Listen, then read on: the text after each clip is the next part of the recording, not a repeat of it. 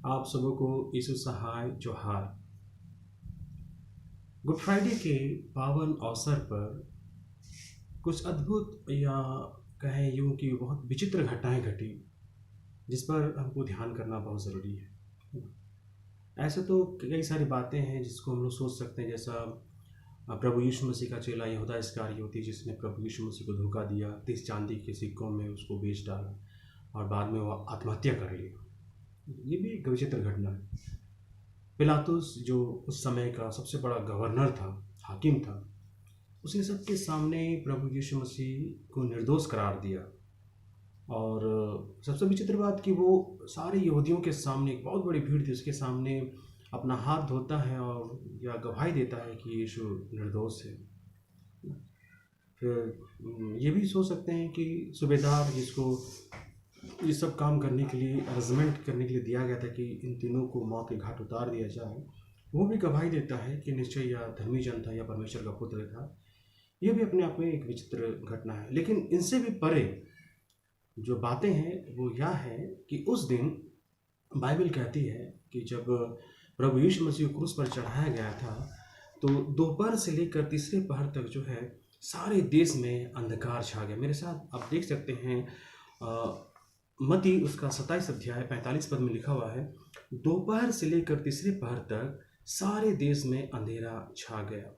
और इसी प्रकार से मरकुस लिखता है 15 उसका 33 पद में कि और दोपहर होने पर सारे देश में अंधियारा छा गया और यह तीसरे पहर तक रहा। और इसी प्रकार से लूका लिखता है कि लगभग दोपहर से तीसरे पहर तक सारे देश में अंधियारा रहा, 23 अध्याय और उसका 44 पद में।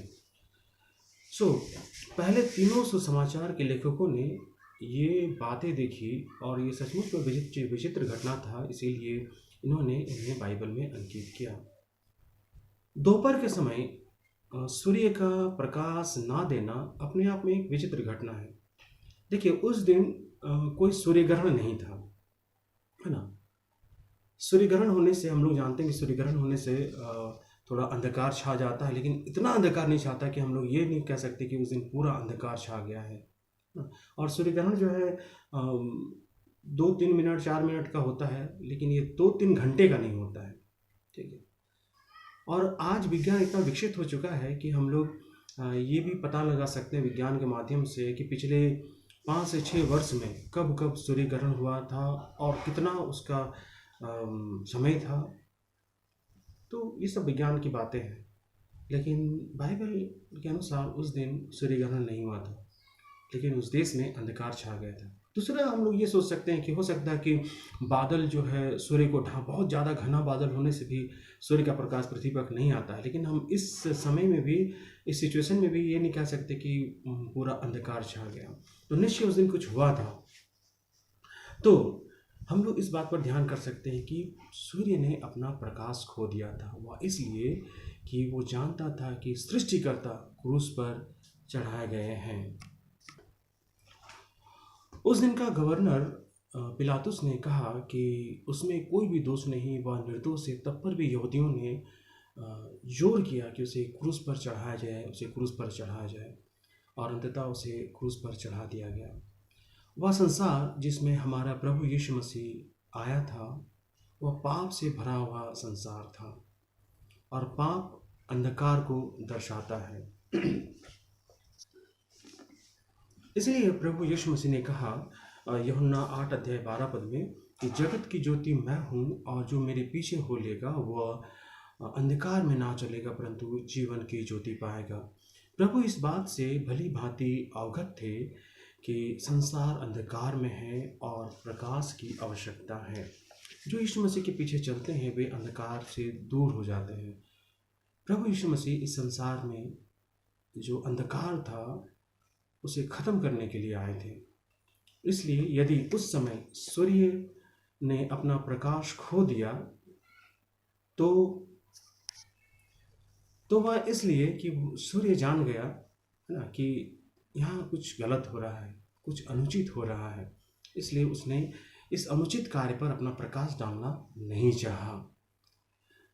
धर्मी यीशु को क्रूस पर चढ़ाकर घात करना इस बात को सिद्ध कर रहा था कि जब संसार हरे भरे वृक्ष के साथ ऐसा दुर्व्यवहार कर सकता है तो सूखे वृक्ष के साथ क्या कुछ नहीं करेगा। धन्य शुक्रवार का दिन अंधकार दूर किया गया और जिससे यह दिन धन्य हो गया। यद्यपि अंधकार सारे देश में छाया हुआ था और दूसरे पहर से तीसरे पहर तक छाया रहा, तिस पर भी अंधकार दूर हुआ और सूर्य का प्रकाश चमक उठा। ये इस बात को दर्शाता है कि प्रभु यीशु मसीह मृत्यु पर जयवंत हुआ। दूसरा घटना जो विचित्र घटना है वो हम लोग मत्ती 27 अध्याय 51 पद में पाते हैं कि धरती डोल गई लिखा हुआ है। दूसरा घटना में पाते हैं कि धरती डोल गई। देखिए, धरती का डोलना जो है वो अपने आप में भय उत्पन्न करता है ना। हम लोग जानते हैं कि भूकंप से भली भांति हम लोग अवगत है। पिछले कुछ साल पहले हम लोगों ने देखा कि नेपाल में बड़ा भयानक भूकंप आया था। बड़े बड़े बिल्डिंग और बहुत जान मान की हानि हुई थी, बिल्डिंग धंस गए थे, रोड फट गए थे, है ना। तो ये भूकंप जो है दर्शाता है कि भूकंप मतलब हानि। लेकिन यहाँ पर जो प्रभु यीशु मसीह की जब मृत्यु हुई क्रूस पर तो धरती डोल गई। यहाँ इस बात को हमें देखने की आवश्यकता है कि उस दिन किसी प्रकार की कोई हानि, कोई क्षति नहीं हुई, किसी की मृत्यु नहीं हुई, कोई बिल्डिंग धंसा नहीं, यहाँ तक कि एक घर का झोपड़ी का खपरा भी नहीं टूटा। लेकिन भूमिडोल इसलिए हुआ, उस दिन धरती इसलिए कांप गई क्योंकि वो निर्दोष और धर्मी जन के लोगों को अपने में नहीं समा सके। पाप इतना भारी हो गया कि धरती भी डोल गई। तो प्रभु यीशु मसीह के मृत्यु के समय में धरती का कांपना या डोलना इस बात को दर्शाता है कि एक गलत काम, एक गलत निर्णय उस दिन वहाँ पर हुआ था जो लोगों के द्वारा किया गया था। तीसरा घटना है कि कब्रों का खुल जाना और चट्टानों का तड़कना।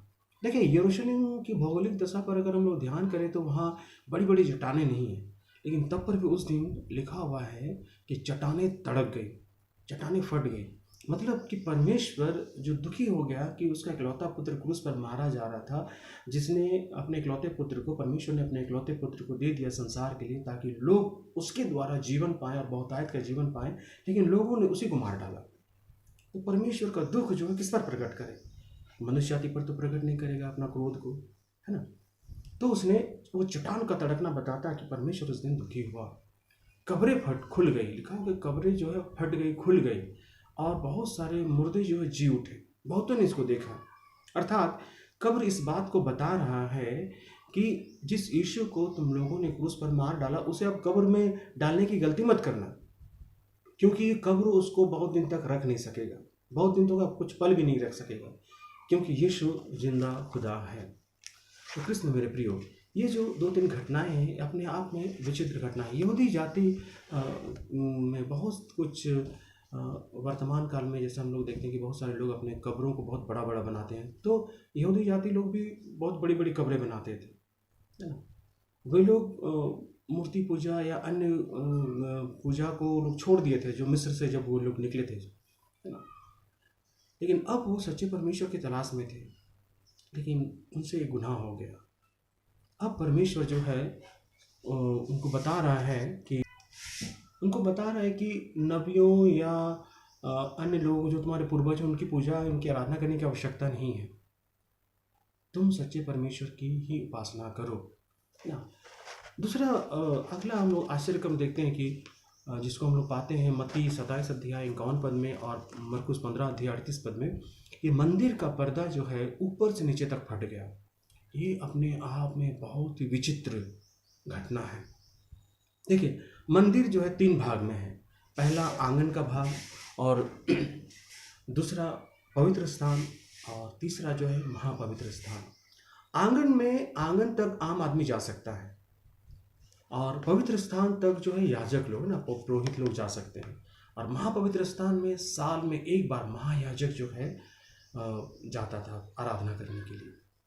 और महापवित्र स्थान और पवित्र स्थान के बीच में एक बहुत बड़ा पर्दा लगा हुआ था ना, जो सिंपल कपड़ा का नहीं था, उसमें कई सारे सोने चांदी आभूषण के जो है बने हुए पर्दे थे।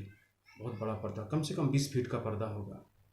उसको किसी मनुष्य द्वारा फाड़ना असंभव है, क्योंकि अगर महायाजक भी महापवित्र स्थान में कुछ गलती करके अगर जाए तो वह वहाँ मर जाता था। जीवित परमेश्वर का वास स्थान था वह, तो आम आदमी कैसे जाएगा बताइए।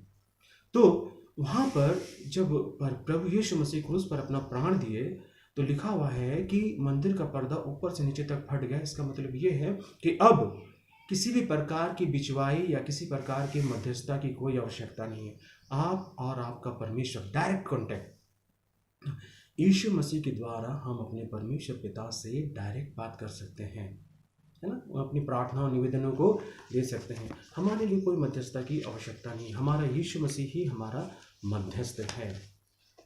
तो कृष्ण में मेरे प्रियो, ये जो विचित्र कुछ बातें हैं जिसको हम लोगों ने देखा कि संसार में उस दिन उस देश में अंधकार छा गया, एक विचित्र घटना है।